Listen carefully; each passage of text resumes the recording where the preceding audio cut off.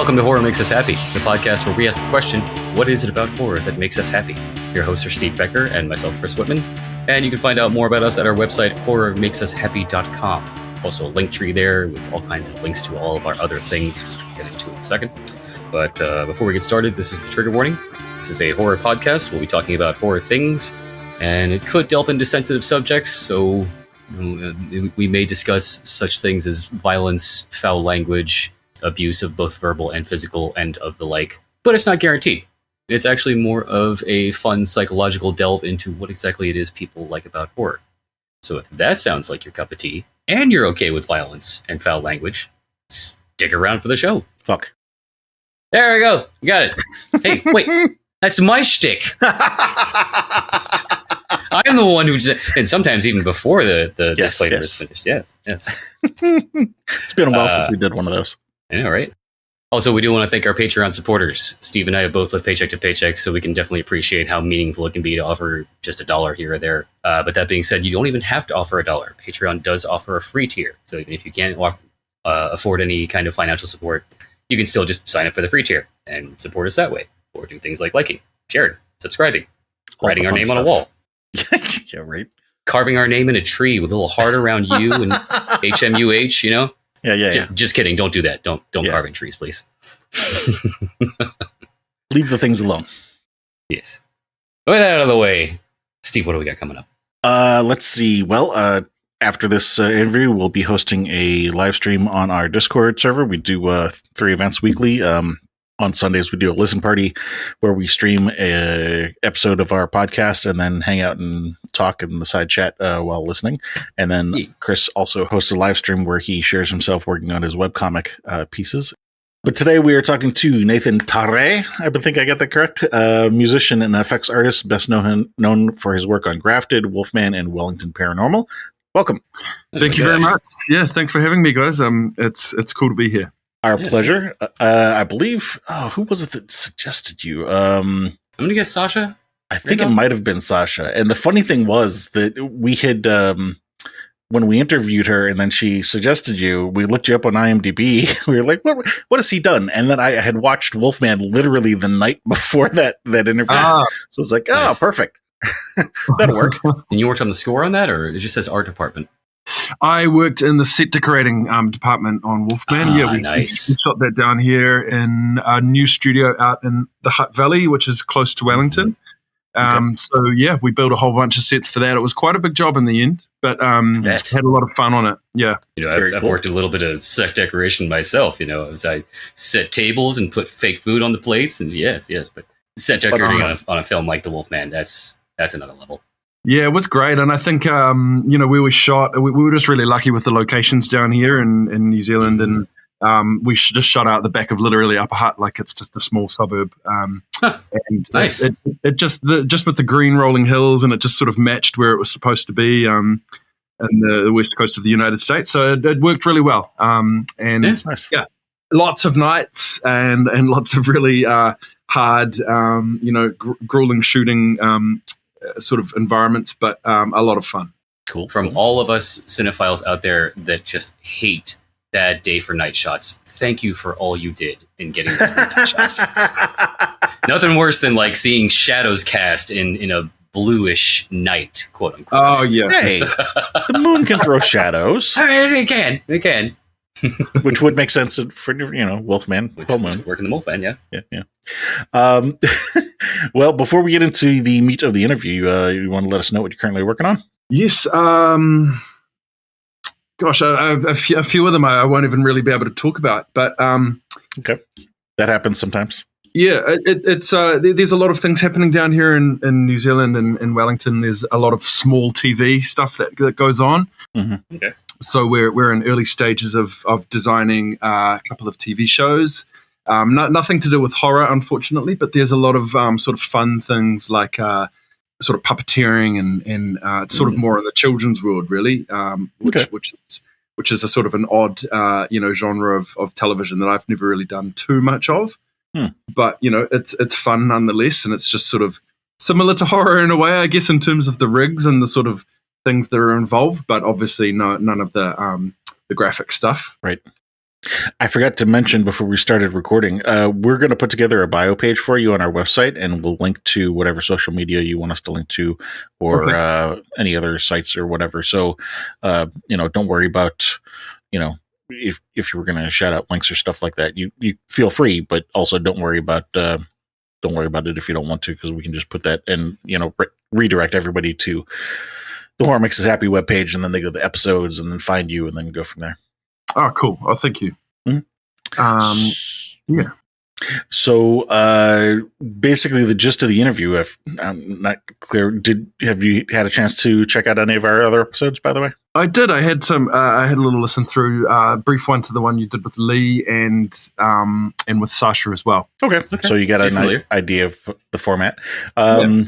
Starting with childhood, what are some of your earliest memories of scary things? Oh God, I think about this. I think I remember, earliest days of anything to do with horror was, I grew up in the 80s, Mm-hmm. and I think my family was really big into music, which is sort of how I found music myself. But I remember the Michael Jackson music videos that were coming out at the time, and the Thriller video, which was my very first sort of memories of fear. Actually, were those zombies that came out of the earth and did the big dance.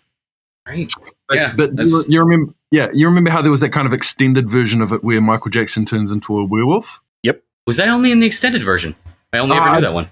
Maybe it was. It was just the one version. But I always remember being really kind of shocked and just really taken back by that creature, the wolf. Which is interesting how I ended up doing that Wolfman film as well, because wolves and werewolves, and I guess creatures in general were really my first memories of things that made me scared.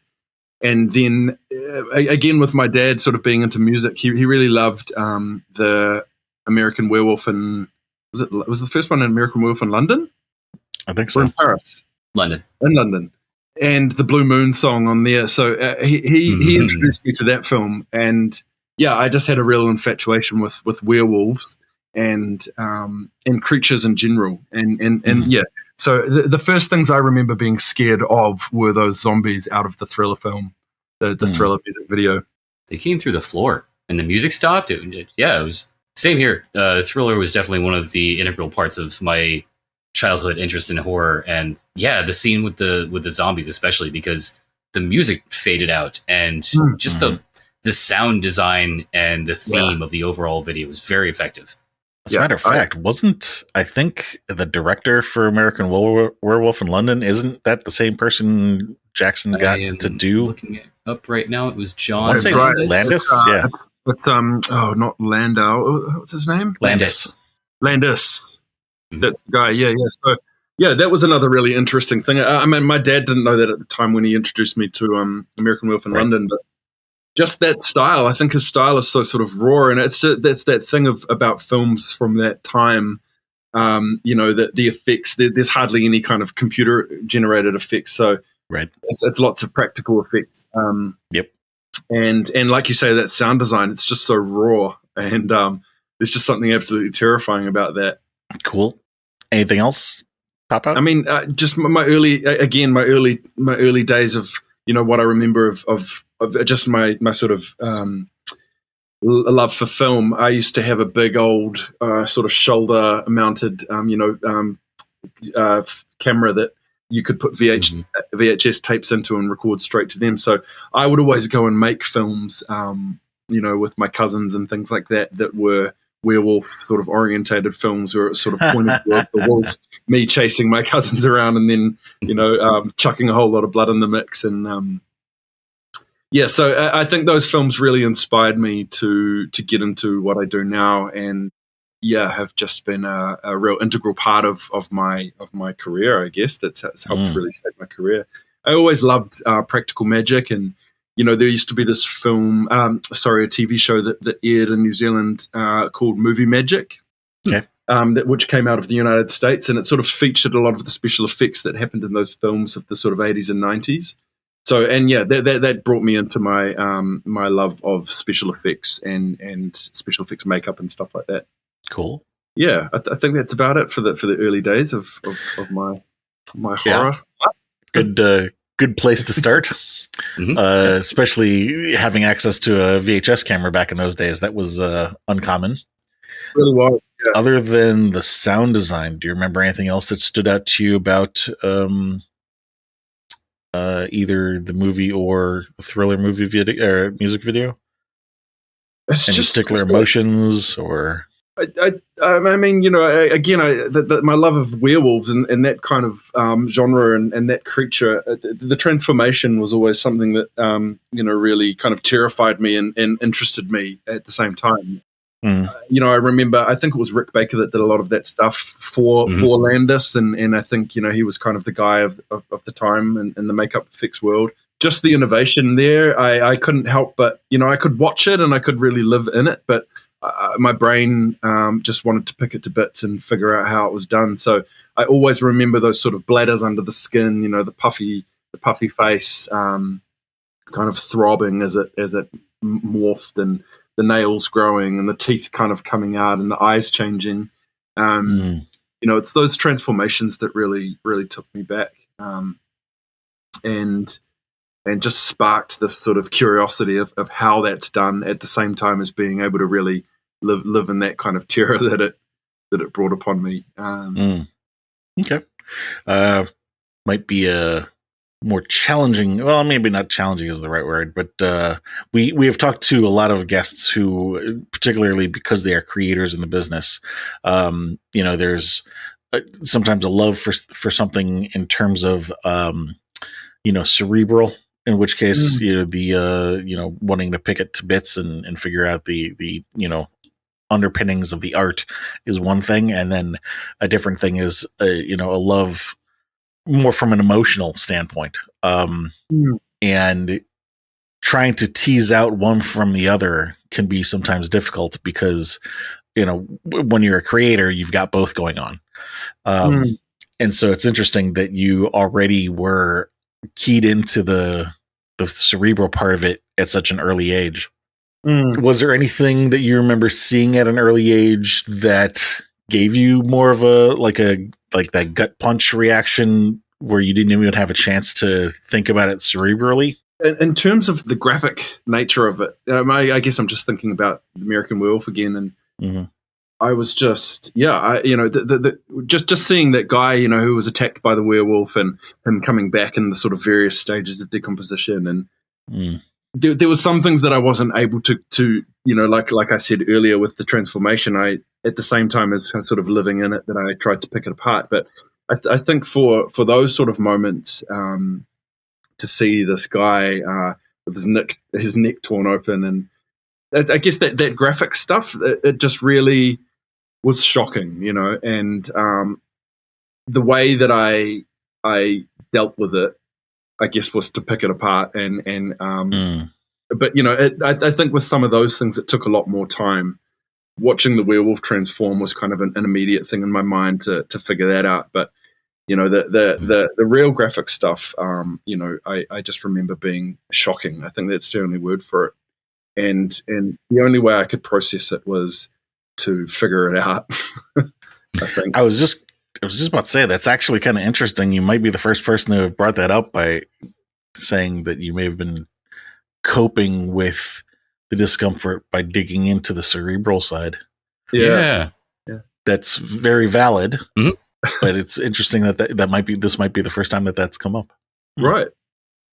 Yeah, I think it's just a part of how my brain works. You know, like I say with that sort of practical magic thing, if you use that as an example, you know, when you watch a magic trick, I am just in real time processing how is this done, and I think I think you nailed that. It is my way of processing it and dealing with it. I believe you may have already answered this question. I think you just said, well, did you say that your parents weren't film fans, or did you say they weren't horror fans?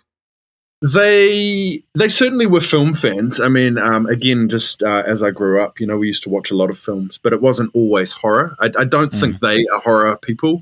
Although my dad loved American Werewolf, I think that was due to the Blue Moon song. And Yeah, so we grew up. I grew up watching a lot of films with them, and they still love film, but they're more into sort of drama and action, I guess. Okay. Was there anybody in your family who were fans of horror? Not really Okay. at all. I remember, my cousins kind of being terrified of. I was brought up around a lot of my cousins, just terrified of the things that I would do. I used to make fake blood from a real young age and do things with food that and mash up watermelon mixed with fake blood and chuck it on things. And I love latex. Very effective. Some of the best guts I've ever seen are just like flour and water. Totally. And I mean, I still use those things today. I think that's the fun of it. You can really blow it out of proportion and spend a lot of money on making things that kind of look the same. But I still think there's something in that that kind of kitchen, workshop stuff. Mm-hmm. Just keep it to short scenes, and don't be a Toby Hooper and cover people in pig's blood for 3 days straight. Yeah. I mean, we're not telling you what to do with your life, or do if that's your thing. Maybe the actors are into it. No kink shame here. Yeah. I mean, my parents hated me, because I would just use straight up food coloring, and it would just stain everything. And there's lots of that. But just kind of being the weird kid, making things that were just disgusting and gross. I loved it. I loved chemistry and science. And I was just about to say, you probably were a lot of fun with the science experiment week. Absolutely. Yeah. Did you do any of the science experiments? I used to do science experiments. We used to have these kind of kits, you could buy them cheap science kits. You'd have a microscope and test tubes and things like that. I used to love making things. I remember making this, what I thought was a bomb out of just cayenne pepper, put in a jar with some vinegar, and it's like just stuff like that. I really had a lot of fun. Actually, I'm not too sure if you're aware of in nowadays a more recent art form for me is working in the world of smell and scent, and I guess it's a similar kind of thing in terms of what I like to communicate, but I've just done an exhibition out here. We have an art gallery in the Lower Hutt region called The Douse. It's a really cool kind of contemporary art gallery. And the curators commissioned a show. It's all revolved around horror. And it was revolved around the Cronenberg film The Brood. And you can look it up. It's just wrapped. It's just been up for 3 or 4 months, I think. Okay. So it was a group exhibition where a whole lot of artists came together to respond to horror film in particular, and they used The Brood as the sort of encompassing film. I'm really like on the edge of my seat, wondering how this is going to tie into smell. I took a space, one of the rooms in the gallery, and just completely blacked the space out. We put a sort of big black PVC curtain on the entranceway to that room, and that curtain, that PVC stuff is used in abattoir, so you can't sort of see what's happening behind those curtains. So there's kind of a fear element to that.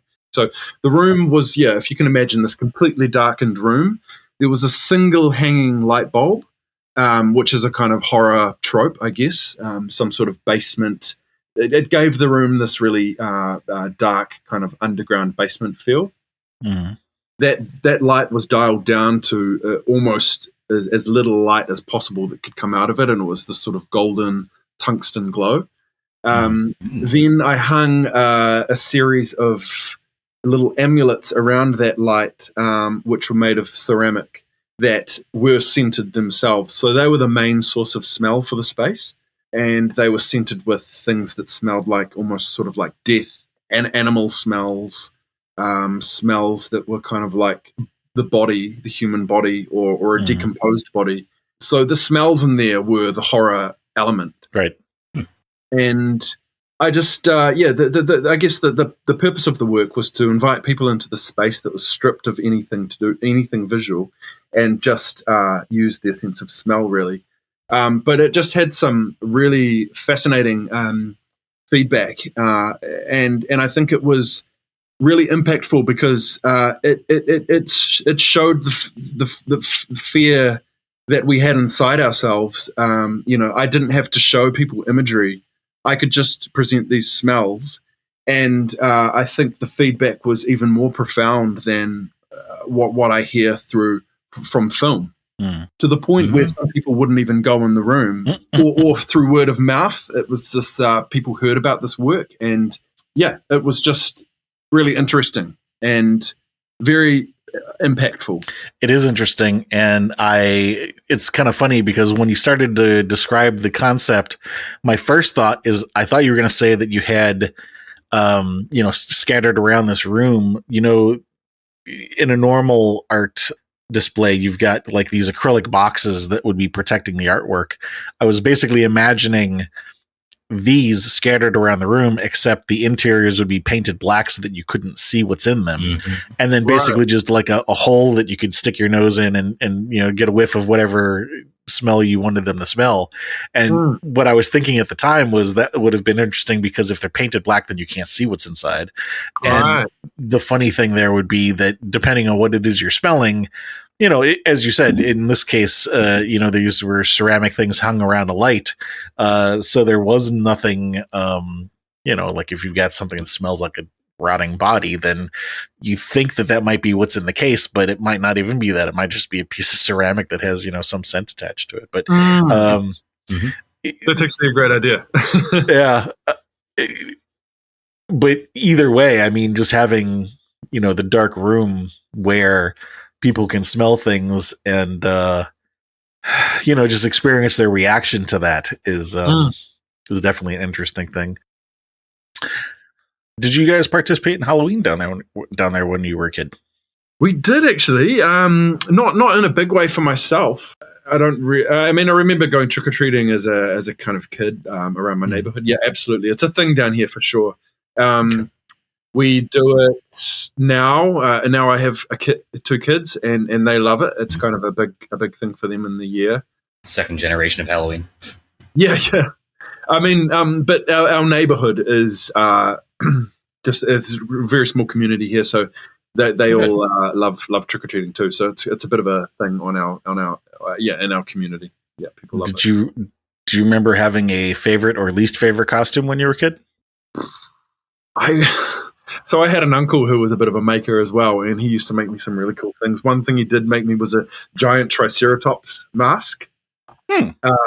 Using cardboard and Play-Doh or putty and things like that around for detail. And I remember trying to just protect that thing with my life to try and get it through every Halloween I could. But it just sort of disintegrated after a couple of years. But that's what I really, really liked. I think that I wanted to be was a dinosaur. That is probably the most unique thing I think anybody's brought up so far in response to that question. Oh, really? Yeah. It's pretty cool. But then there was a time I think I started doing makeup on myself. Is that more adolescent? Yeah, I think so. It's years. probably more. Yeah, exactly. Sort of 12-ish, where I would just paint myself as a zombie or whatever. And I used to make dentures for myself out of wax. I would make a full sort of, not a prosthetic, but latex and tissue paper. Impressive. Zombie heads and things like that. So that became my thing. But then I think I probably moved away from trick or treating and started to just try and photograph and film it. Did you have any scary dreams or reoccurring nightmares when you were a kid?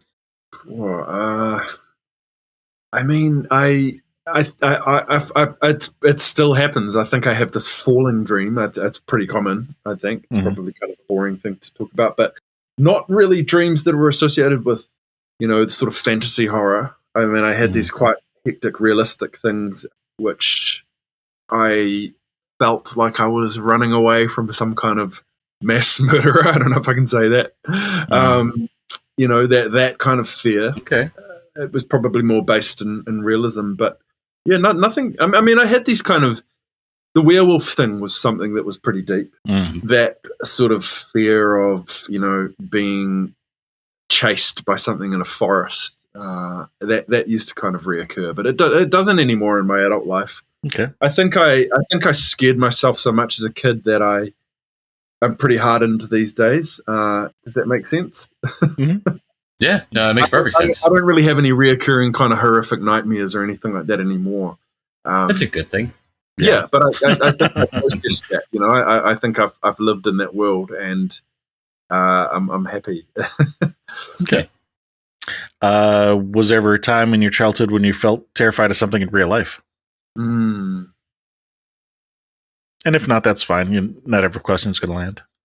I mean, I don't know if I think it was something to do with this. Maybe the werewolf changed into just a human, you know, and it was like, I guess I've had a reoccurring nightmare where I've sort of been in this situation that is almost like a oh God, can I say this? Like a kind of like a school massacre or something like that. What was the film based around the Columbine? I've forgotten the name of it. Gosh, is it Elephant? I don't think Elephant. I know there was the. I remember there being one, but I don't know the name of it. Michael Moore did a film, but I think it was just Fahrenheit 9/11. No, there was a film called Elephant about the Columbine massacre. Really? In 1999, and from memory, that was possibly the first film that I went away from, you know, horror fantasy into kind of drama world, and that really deeply affected me. And I'm only just coming up with this now, but I think this kind of fear I had of that kind of scenario, and like I say, this is just sort of popping into my mind now, but I just deeply remember being moved by that film and scared, really scared. Okay. Yeah, it's a real life terror. Yeah. Flipping that last question around, was there ever a time in your childhood when you felt completely calm or safe or bliss? I spent a lot of time with my grandparents, who had a property that backed into a bush, a sort of a small bush, but quite beautiful, really, a small piece of paradise, sort of New Zealand bush, with a small creek. So I spent a lot of time in that bush, and I think it was the backdrop to my films as a kid, done on that VHS, chasing my cousins around, being point of view of the wolf. But I used to build a lot of things in there, forts, and that was a real safe space. It was just it backed onto a train track, Nice. so there was this kind of every few hours roaring train. I remember that noise. But me and my cousins would play up there a lot, and we survived, thank God. But we would do ridiculous things with that, those train tracks. Playing with like coins. I remember my grandparents used to have a whole lot of pennies, and we would put the pennies on the train tracks. I can't even believe that's going to make the train derail. No. Oh, honestly, has it ever actually happened? Well, I don't know. I think it was probably my uncles that showed me to do that, what to do. But what would happen is you'd put these coins on, and then they'd fling off when the train went over them, but they'd just be squashed. Yeah, right. Yeah. There's always the urban myth that, like, if you do that, it'll cause the train to derail off the tracks. Oh God! I think train versus penny, train wins. Yeah, I mean, nothing like that ever happened, thank God. But it was just, I just felt like we were let, a little bit loose. I don't even think our parents or grandparents or our uncles and aunties knew what we were doing, but we were up on those train tracks a lot. And there was kind of this coming of age thing where, I don't know, just the bush, even though we were on their property, we sort of felt really free and kind of like we were in this completely a complete another world. We could just step into that bush, and it was sort of this fantasy world. So it was full of forts and little magical sort of play spaces and the creek, and just always felt really, really safe there. Okay. The next two questions we're going to ask as a pair. I'm going to start with the negative one so we can end on a positive one. Do you remember the first person you helped? Sorry, got them backwards. Do you remember the first person you hurt? I hurt. Oh my gosh. Wow, that's a question. Unfortunately, it was probably my younger cousin. Okay. My little cousin was probably at the receiving end of my horror obsession, and it was nothing physical. I would have never done that. I don't think I've really. They were always the victim in the movie. Exactly. So she. I would put a blood rig on her, and without her really knowing what was going on, all of a sudden she's covered in blood, and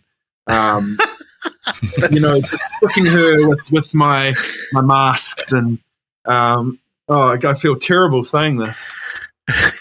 But yeah, It's okay. It's funny. You're allowed to be terrible. I think that was it. And, I just remember there being moments where I would stab my hand with a fake fork and blood poured out, or popped my eye and with a little milk canister thing. And, I think that was it. And unfortunately, it was sort of on a mental level. I think that's a perfectly acceptable level of fun sibling rivalry, especially when you're into special effects makeup at an early age. I think I may have even seen the fork popping of the eye in a movie somewhere where like an older brother did that to a younger sister. It's classic. So yeah, I mean, my cousin Katie, bless her. I'm sorry, Katie, but I think she probably finds fun in that now. But yeah, I think that's it. That's probably it. I do remember moments of her being terrified by some of my tricks. It's terrible black humor to say this, but as I'm thinking about all this, I'm just thinking to myself, if God forbid she were to have something traumatic happen and, later in life, instead of being traumatized by it, her first thought is, not again. No, or a cry wolf scenario. No, you didn't really accidentally stab yourself in the eye with a fork. I've seen this one before. Right. I'm reminded of the scene from The Hitchhiker's Guide to the Galaxy of the whale and the bowl of petunias, dropping towards the planet, and the last thing and the petunias think is not again. So flipping that. What's that? Oh, I was just going to say, I used to do these sort of fake operations as well, and it'd be on things like fruit and watermelon again, because it kind of had the skin that you could operate on and get into this kind of fleshy space. But I would always sort of fill these watermelons with blood rigs and things like that. And I remember her walking in on one of those one time. And like, what are you doing? Don't worry about it. Make it watermelon. Go away. You'll find out. So flipping that last question around, do you remember the first person you helped? First person I helped? Just in general? Whatever comes to mind. First person I helped.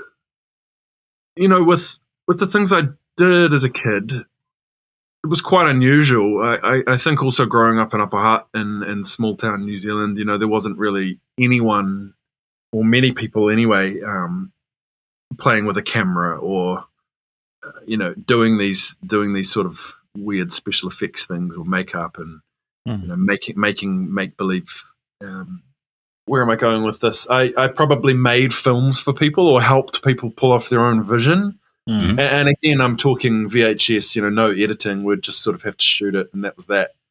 But just being there, having some technical, having the camera, there used to be a lot of things like plays, I guess pretty common in school, right? And just kind of being that person that had the camera, I guess. Okay. So yeah, does that answer the question? Sure. Yeah, that'll work. That counts. So I, all of a sudden I found myself in this role of having a camera on my shoulder, kind of documenting other things. Just by chance, yeah. Right.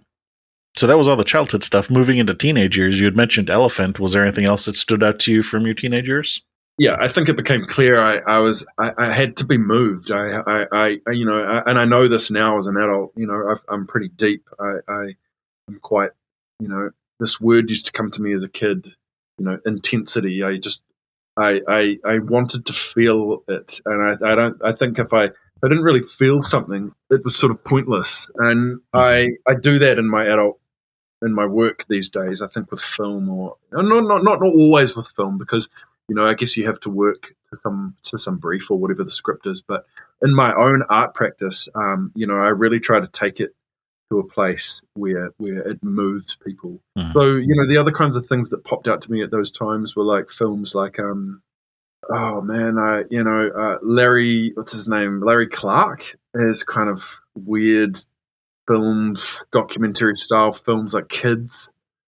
Darren Aronofsky and Requiem for a Dream. Who directed Elephant? Was it? Just had that tab open. Who was that? It was. Wasn't it? Gus Van Sant? Gus Van Sant. Yeah. So Gus Van Sant films. I just needed to, I didn't have time for things that didn't really move me, and I wasn't really interested in comedy or, I see how comedy works now as an adult again, but I just didn't really want to go there, and I just needed to be moved, and the storytelling was important, and the, the characters were really important. So I was probably figuring out what film was at this point, but I could watch those films and be really deeply affected and kind of see the message. And I think I really figured out like I say, what film was, and I was moved. I was able to be moved by these moving images, and it all came together to be this thing that just made a lot of sense. And like the Larry Clark thing, the kids film, I used to kind of skate and be out on the streets and doing that kind of thing, and nothing like kids. Sorry, that my life was not like that. But I liked skating culture. Maybe that came a little later in life, but the stories that came from the street always really interested me. I wasn't I wasn't that bad. I didn't do anything sort of too bad as a kid, but I definitely, lived that street thing for a while. And I just thought those stories were so real, but I was kind of an observer in a way. I was similar to, I didn't know Larry Clark's work or what he did, but I would always be photographing the skateboarding and documenting that. And, my interest in photography became a lot more, real around that time as well. And so skateboarding and that street thing was a real thing to me. I loved it. I loved looking at it and taking photos of it. And you mentioned the word intensity. Was there something intense about kids that stood out to you? I was just shocked about the story, I guess. Again, I hadn't lived through anything like that. I hadn't even been in a circle that, it was just very distant to me that what happened in that story. But I was familiar with the kind of just the general thing that those kids were doing, just being out and about, living. What was shocking about the story? I've never seen that particular movie. They were very adult for kids. Oh, it was. Yeah, it's probably questionable with what he was shooting at that time. That guy Larry Clark, but because it sort of dealt with AIDS and some really, really heavy themes and rape. And I guess I just found it, educational. I was like, I don't want to do that, or I don't want to be around that. It actually really spoke to me, and I think the point of the film came across really clearly to me, and it was full on. It was like I was experiencing it myself, and that was the power of the filmmaking, and it was intense, and I was really moved, and I got it. I understood it, and I was like, I see what he's saying, Okay. There's issues in society. I guess that's the bigger picture, right? Yeah. Definitely. Let's see. You had mentioned zombie for teenage Halloween costume. Was there ever a time in your life when you were actually terrified of something in real life as a teen? I always knew zombies and that kind of thing were make believe. So I think ultimately, as a kid, the line was blurred. But by the time I was sort of 15, I knew everything was sort of fake and probably the real world stuff. But even then, there wasn't much going on around me in real life that I would be scared of. I don't know. It's a hard one to answer. Not every question is going to land. I mean, there are things that we ask because you don't know what's going to come up until you ask. So, I mean, if you didn't have anything that really jumps out to you, that's probably a good thing. I mean, when you think about it. Yeah.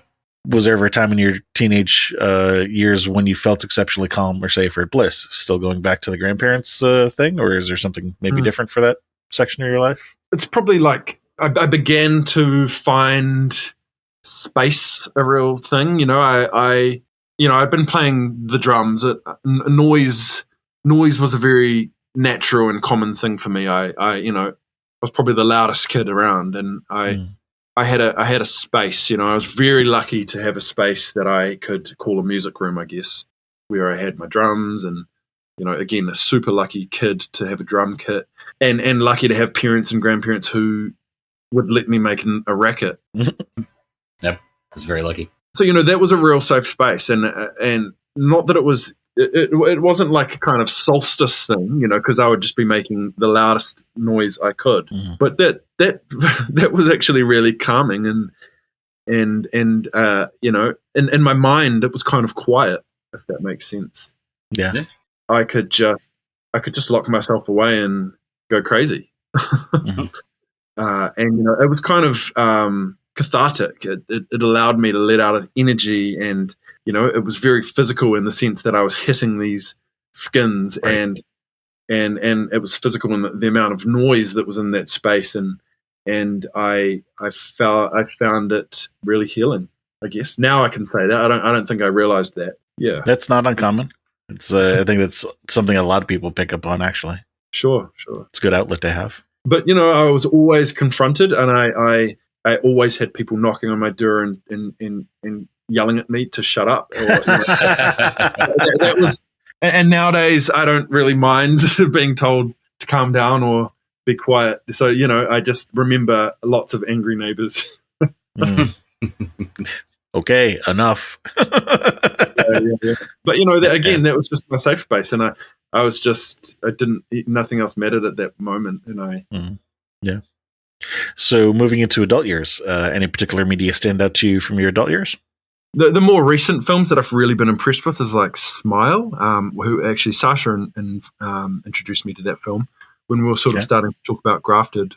And I really liked Smile. I thought it was really creative and really well done. And they sort of utilized a lot of practical effects and only kind of, you know, helped blur those lines with sort of minimalistic digital effects. And I think that's when digital effects really shines, is when it's kind of just used subtly to sort of blur those lines between the practical and digital world.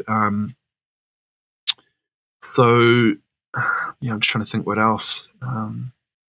You know, and I think it's become not so much about it being graphic anymore, and I think that's where my work in Scent is really interesting to me, is because you know, it's you don't have to show everything, and I think when people get really scared is when they are left to their own devices, and you suggest stuff rather than showing it too on the nose. And you know, again, that's what I really like about Scent, and what you can do with Scent, I feel, is you can go deeper with it. But gosh, what else is it? Did that sort of answer it, or are you sort of thinking specific other films? Yeah, we usually try to go for like 2 or 3 to see if there's any like common elements. Okay. Yeah, I mean, Smile was probably the more recent one. You know, sci-fi was something that became really huge for me. I really love sci-fi films and the sort of sci-fi horror crossover. Alien. This is going back a wee bit, but I would have still definitely been an adult. You know, the Alien films had a kind of weird fear of Predator, especially the first one.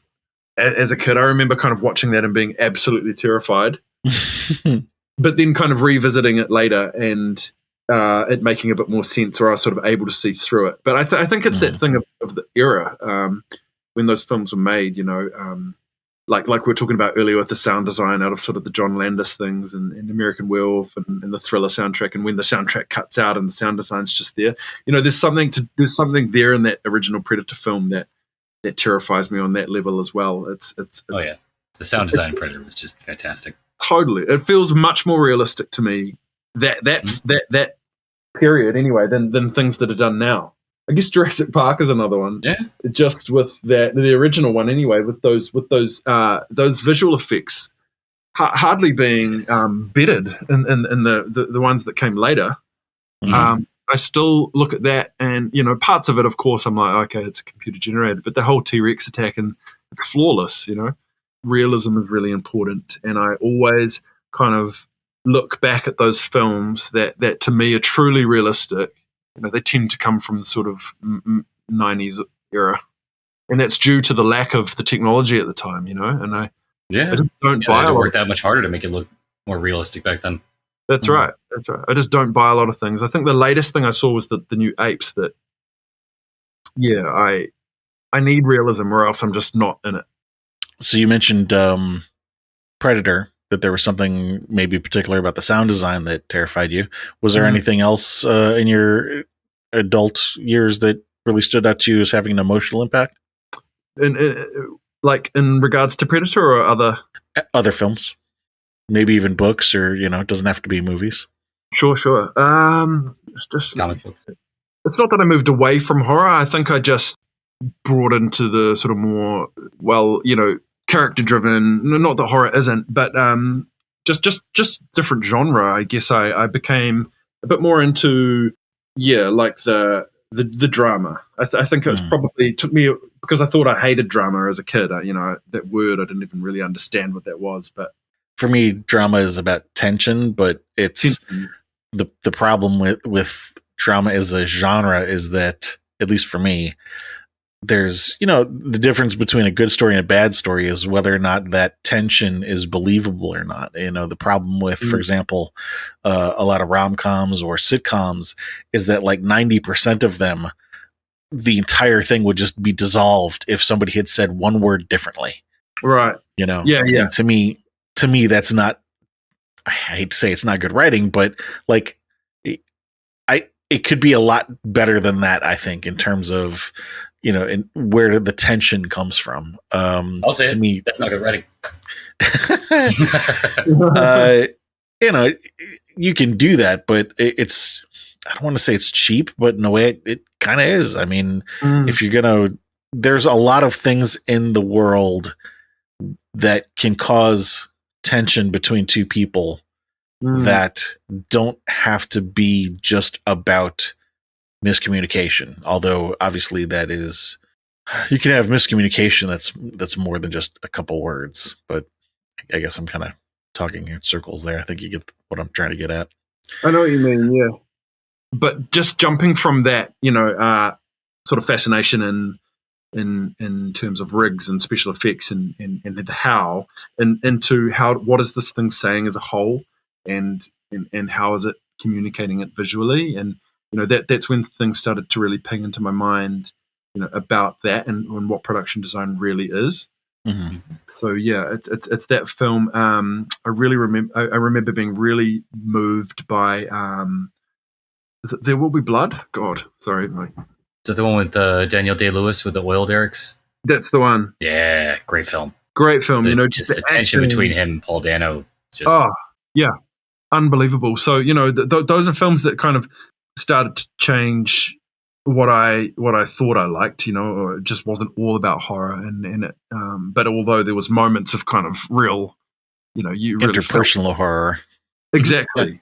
And again, it's that sort of what's inside, and how you can be moved as a human through storytelling, and the visual communication was a real big thing for me. And I started to look at films in a different way, and I lived in it. I was able to live in it as a kid, and I sort of moved away from it when I became so critical and thinking about every single thing, and then you kind of think it kind of takes that to then move around back into being able to production design, where you sort of need a bit of both. You have to kind of understand what you're doing, and you have to pull it off.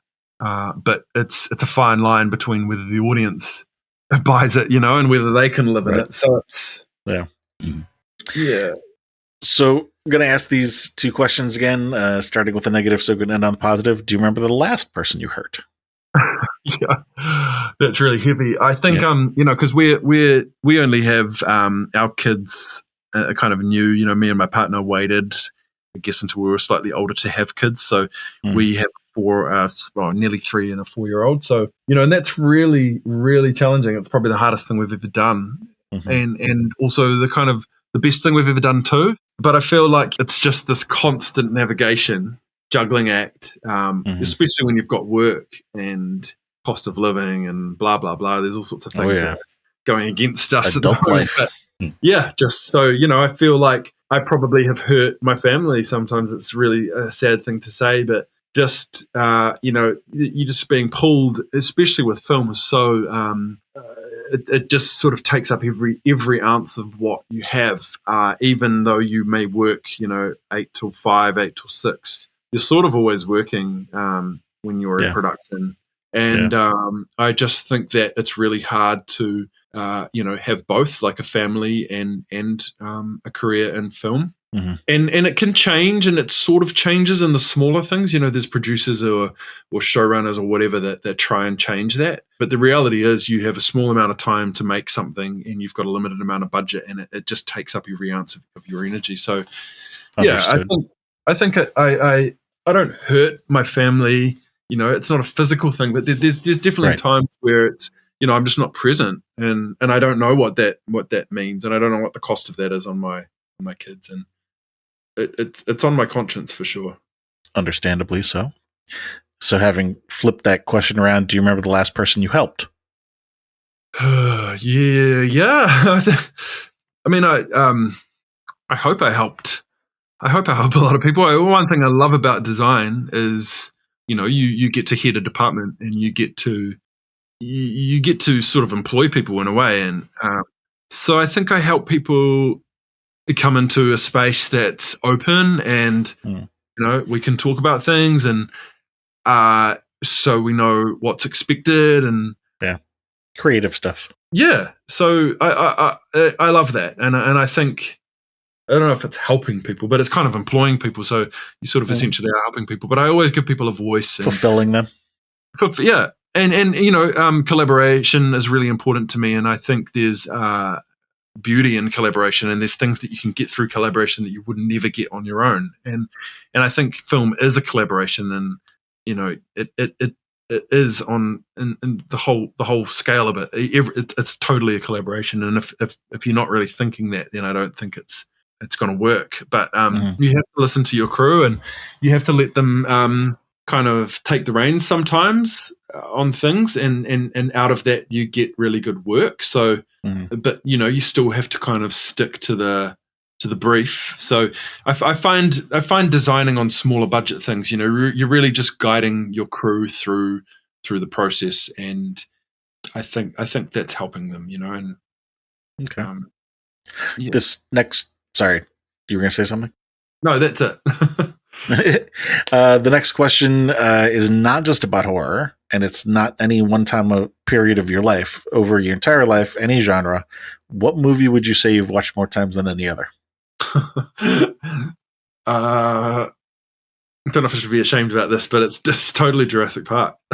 Okay. The first one. It's probably Hook would be up there as well. Just as a kid. What did you like about Hook? Rufio. Rufio. What did I like about Hook? I just think the acting was really great. I loved Hook. I loved Dustin Hoffman. I loved the sword fighting element. I think that was one of my all-time favorite props is swords and weapons, and I've been lucky enough to work with a lot of weapons through my career, through the Middle Earth stuff. But I think it just had this playful kind of thing at the heart of it, and it felt really theatrical, and I could kind of see that, and I liked that. I guess at the time, coming back to intensity. Possibly, yeah. Are you noticing a trend? No, it's just fun. It's playful, and it's it had all the elements that I liked. A flying guy and a fairy, and and the story was just so well told. Yeah. Also, Dustin Hoffman. Yeah, he's amazing. So, would one of these two movies be your favorite movie, or would you say something else is your favorite movie? I feel like a bit of a geek saying that is my favorite movie. I mean, it's probably my favorite movie for a lot of reasons, but I don't know if I could choose one. There's nothing wrong with that as an answer. The reason that we ask these two questions, and many of the questions that we ask, are because so they do one of two things. Either they're going to underscore something you've already said in the interview, or they're going to highlight something new that we haven't talked about before, which is why I wanted to talk about Hook instead of Jurassic Park, because maybe it was going to underscore, it was going to highlight something that we hadn't talked about, and in that case, it maybe had kind of turned back to intensity, which is fine. You never know what's going to come up. So, if you say that one of those two movies is your favorite, it's just underscoring something that you've already said, and there's nothing wrong with that. Mm-hmm. Yeah, and I think this is definitely Jurassic Park. Just the scale of the thing, and to this day, I can still watch it and kind of go, "Wow," Okay, this would normally be where we talk about the common threads, and then maybe see how those intersect with the horror as a genre, and talk about that a little bit. We just talked about intensity. That does seem to be one of the common threads that have been coming up. I would also say maybe some like subliminal contexts, because we talked about the scent, we talked about sound design in both Predator and American Werewolf and Thriller. There does seem to be an element of the unspoken, for lack of a better way to say it, that really seems to be important to you. And interestingly, I think that also kind of ties in with the time that you spent at your grandparents being a calm, safe place, because of, I don't want to say the implications, but the lack of implications, shall we say, the lack of these subliminal vibes, for lack of a better way to say it. And also relationships being important to you. The first person you thought of earlier in the call was your younger cousin, and your impact on that relationship. You're brought up, your concern about parenting and balancing work-life stuff as an adult, and then also the positive answer to that question of who you helped, the collaboration part of the production design. So I'm guessing maybe even that the intensity thing might fall under the relationship thing, that maybe relationship is the most important thing, and then the intensity is the quality of the relationship, if that makes sense. Yeah, interesting. Yeah. Talking about relationships with just like people in general, like anything, the concept of a relationship. Well, I'll say anything, because to fall back on some of the 12-step stuff that I've done, one of the things that a lot of people seem to misunderstand about addiction is that you can have relationships with anything that's a noun, person, place, or thing. We have relationships with ourselves. We have relationships with our jobs, with the things that we own, things that own us. Yeah, there's that one lady who married a Ferris wheel. Yeah. So, relationships is a very large term, and it can mean whatever you want it to mean. To something or something. Yes. Yeah. Yeah. And I think sometimes it's about the relationships, and then what's happening in the relationship, and what's going on, and what's the experience for each person, and in what we face, in life, and the things that are kind of just put on our plate. It's just like, it's that sort of idea of fate, and I just find the whole thing intense. It's just life. Yeah. And so, I think no, sorry, you go. The follow-up question here is, why are relationships important to you? I don't know if there's a specific thing you can speak to on that, but I think I just come back to collaboration. It's the beauty of, like, it's like our kids and my partner, and we're collaborating. It's like, it doesn't have to be always in a kind of a creative sense. We're just navigating it.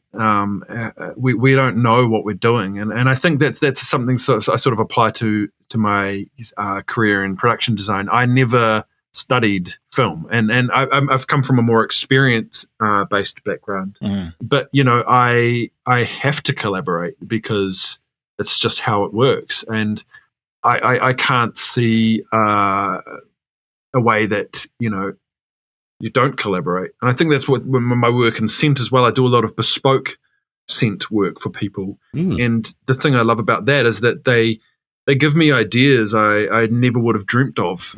And then when you apply that to film, obviously it is a collaboration, because you're there to bring a writer or a director's vision to life.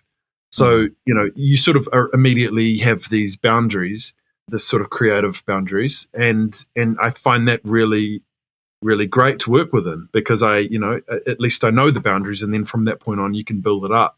So it's those relationships are. And when you work in film, and you have crew, and sometimes crew you've never worked with before, or crew that you do work with a lot, it's about finding that space where the collaboration can flourish.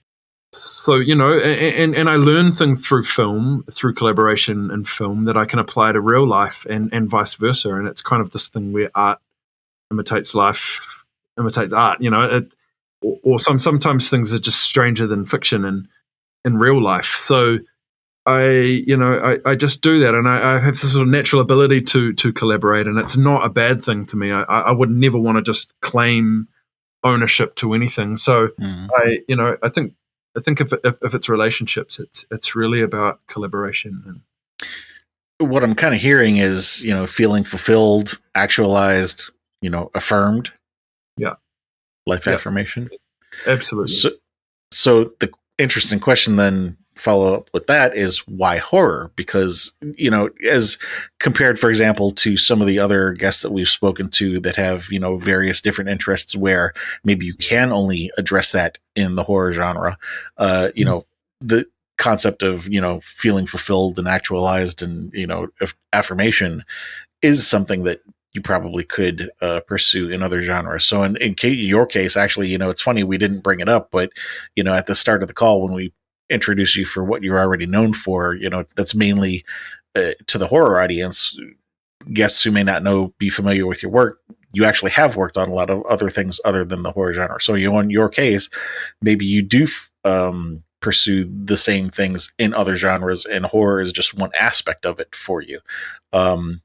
Do you feel that you pursue these in other genres, or do you think that there's something special about the horror genre that allows you to work with these things? Yeah, I mean, horror is certainly my favorite genre. If you were to ask me that, and in relation to producing it, I find horror kind of weirdly cathartic. Maybe is that the right word, or I wouldn't say healing, but I like to be challenged, and I love that about horror. You're sort of technically challenged, and you're sort of challenged on the what the content is as well. And sometimes you're building things or making things from a script that are really challenging in real life in terms of what you're actually doing. For instance, when you strive for realism, sometimes this line is blurred during the production and during the real life. Like, you're seeing blood all the time, and you're seeing things that the audience will only capture for a glimpse, but you're actually having to make that. Like for some of the things we did on Grafted, it was the perfect example. For instance, a body hanging in a closet by a power cord that was wrapped up in PVC. So, that when we installed that, there was a moment where it had weight, and it was actually very, very realistic. And how can you explain to the crew that there's a body hanging in the closet upstairs and it's not real? But it still can be very triggering. So you have to kind of tread really carefully, and I appreciate that about horror. You don't just jump in sort of gung ho.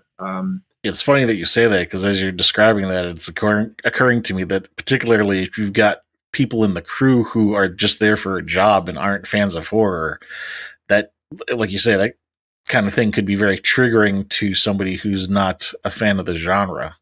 I mean, there's someone who just doesn't know what that is. They might think it's real. Well, or they have had an experience where they may have come across that in their real life. Yeah. So you actually have to take a moment at the start of the day to explain that to the crew, and that's really important. Yeah. But like I say, we work on these things in a workshop scenario. We know it's fake. There's a prosthetic body on the table. It's fake. But when it's installed and it's there, there's nothing to say that's not fake. And so it's literally a prosthetic, a life-like imitation of something that's real hanging in a closet. So it's those challenges that I think horror presents, and you have to sort of figure out all these ways to deal with that. And I think if you're kind of manufacturing this sort of stuff, it just helps me in my real life. I'm not too sure what it is about it. It's catharsis, It's I might have an idea. As you were talking, I was thinking to myself, you're talking about success over challenges and enjoying the production design and feeling fulfilled when you accomplish a task and something like this. And I was reminded of something that we said earlier about potentially using your cerebral part of the effects process to power to control, the fear part of it. And I'm thinking to myself, maybe there's a power / control element there where if I can successfully pull off this effect, that means I have successfully controlled the fear. That's super interesting. I think you're right. It's you have control in this sort of film umbrella, and as a designer, you do. Yeah, that's exactly right. And I think having the control makes it less. It's okay because I've done it. Well, that's right, and you've created it. Mm-hmm. Exactly. Yeah. That's well thought out. Yeah, really good point. Well, some of the last two questions here. Do you think that this is accurate? Do you think there's something that we've missed, or maybe slightly off the mark that needs to be tweaked, like throughout the interview, or just the summary towards the end? Do you think it's an accurate summary of what you get out of horror, or do you think we've missed something that's important, like completely missed some element that's important, or maybe the summary that we're coming to is slightly off the mark and you want to adjust it, kind of thing? No, I think you really got it. I really appreciate the thought that you put into it. I think you guys nailed it. I mean, it's kind of horror for me is it's like it heightens my awareness. I think that's one thing, and I appreciate that about it. And it kind of actually teaches me. It helps me kind of confront things that I wouldn't normally confront in my day-to-day life. Mm-hmm. Therefore, it feels cathartic, like I've said, and I think there's some kind of honesty through horror that you don't really get through all the genres anyway. I mean, you do get it in drama and everything else, but I think horror provides it on a kind of an extreme level. On particular topics that you won't get in other genres. Yes. That's exactly right. And so again, I'm thankful to horror for that. I'm thankful it allows me to go there. And it's control. You're totally right with that control thing. It's controlled exposure to it, and when you're creating it, that control is important. Or else it can be out of control, and I don't think that's what horror needs. I think it needs to be circling back around to the intensity. Yeah, exactly. Also, I was going to say, circling back around to the way of coping with horror is finding out the how and the why of it. So yeah, exactly. So, and I'm not too sure if every brain thinks like that. For me, it's the first thing I'm trying to do. No, not every brain does. I think, we didn't really talk about this too much elsewhere in the call, but so we have sort of 3 goals with the podcast. The short-term goal is that fans of your work can maybe hear you share something that you haven't shared elsewhere. Medium-term goal is, we don't shy away from difficult topics. So if those come up, we try to address those in a healthy way if possible. And then the long-term goal is, as you say, not everybody falls into the same buckets. So doing this, we're trying to gather information on, well, how many buckets are there? What are they? What are the most common ones, least common? So control is one of the larger buckets. It's not actually the largest. We've recently hit our 5-year mark, and I'm starting to collate the data and, maybe write a book about what we've learned so far. Cool. But yeah, you're not alone. It's not the only thing that people get out of it, but it is definitely not. I don't want to say it's not unique, but you're not alone. Mm-hmm. It's a funny thing too, because I'd hate to sort of, I don't think I'm controlling, but it's a self-defense mechanism. Yeah, and everyone, kind of craves a certain level of control. Yeah. Right. Exactly. But within production design or within filmmaking, you sort of control, like I say, I think that's what I find sometimes with production design. I mean, I haven't done big budget stuff where you really just design and you have a supervising art directors and a huge team below you to do a lot of that. So quite often I'm doing that myself, a lot of the management, and yeah, I think people actually appreciate when you're a leader and you control things, but you also allow that collaboration. It's kind of leading and controlling the collaboration. Difference between being a boss and a leader. Yeah. Boss tells you what to do. Leader says, where do you want to go, and helps you get there. Well, that's the thing. And I've tried the dictatorship thing, and it just doesn't work. Or it works, but only for a little while. Well, yeah, your team, you lose respect pretty fast, and it's a funny thing. So last question, was there anything in during the conversation maybe you had wanted to say but didn't get a chance? Maybe the conversation took a left turn? Not really. I mean, I just sort of felt like I lacked in dropping films. I think the thriller genre is another one. It's that kind of dramatic crossover with a little bit of horror, and a lot of those films, again, for me, that sort of shaped my my style, or what I think is my style, or what I want to be my style, would be the kind of thriller type films. You didn't lack at all. I mean, that's part of the reason we have a number of different kinds of questions, is because you never know what's gonna land for some people and what isn't. I mean, there were plenty of other questions that we were able to triangulate something. Yeah. Okay, well, that's good to know then. Yeah, I mean, I guess there's things that I know I love, but I just didn't really talk about them. But yeah, and for some people, they can name 1,000 movies, but they don't know the right verbiage to describe what it was that they liked about them. So again, sometimes we just have to ask other questions and see what we can piece together from other details too. So it all came together in the end. Oh, great! But yeah, no, it's been really, really, really fun, and I didn't realize it was sort of.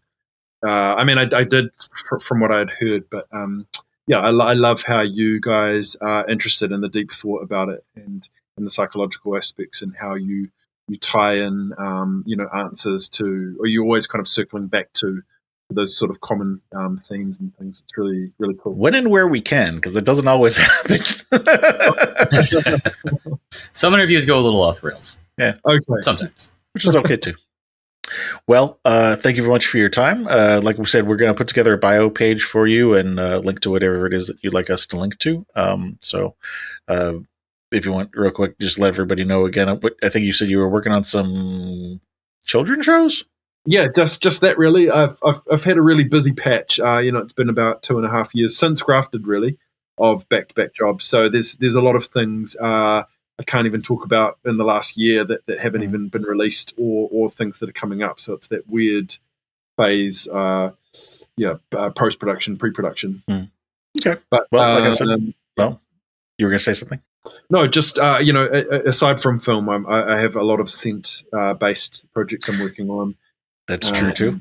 And although for those the links, I mean, maybe come find out information on them, but for that they're probably going to have to come in person, because that doesn't transfer too well through the internet. You can't download a smell. No, well, funny you say it, we're looking into ways of not downloading. Oh my god. Because, if you think back to the old scratch and sniff, or the 5D, 4D film experiences where there's smell. Yep. I'm working with some people down here on some projects that we aim to sort of bring that back. And also something I wanted to mention about smell, and what I've been doing in a little bit of is bringing scent into on set for our actors. So to sort of help them really get in. Well, another thing to help them get into that space. So that's been really, really fascinating. So it's an authentic stink face. That's exactly Something right. smells like awful pit out here. Oh, yeah. You actually brought animal corpses.